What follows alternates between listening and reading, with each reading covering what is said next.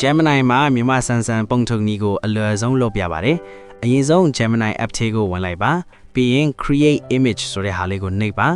ဒီနေရာမှာကိုယ်စိတ်ကူးထားတဲ့အတိုင်းခြာရေးရပုံပါပဲ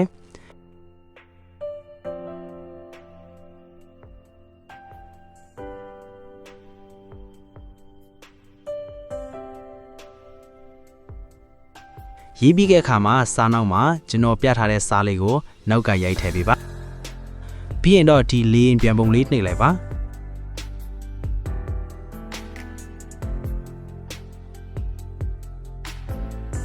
ခဏလောက်စောင့်ပြီးရင်ရပါပြီဗျာ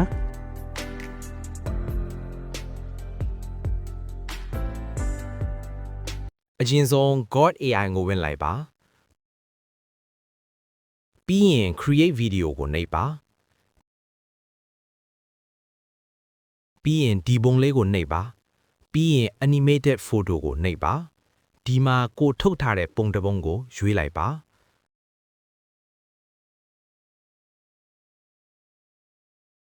uploading ခဏဆောင်ပါပြီးရင်ကိုလုတ်စေခြင်းတဲ့အရာကိုမြန်မာလိုပဲရေးပါ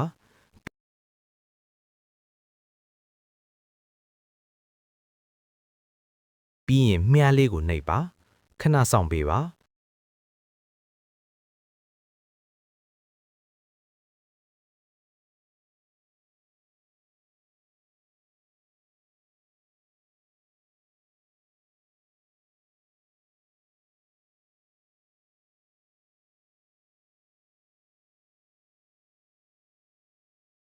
ဒါဆိုဗီဒီယိုလေးရပြီ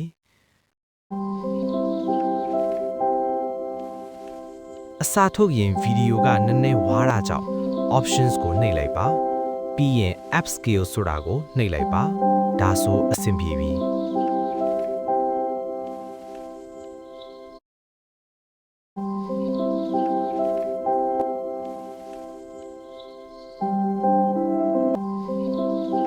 ကလေးတို့ရေတူတူရေဝါ YouTube channel လေးကို subscribe လုပ်ခဲ့ကြနော်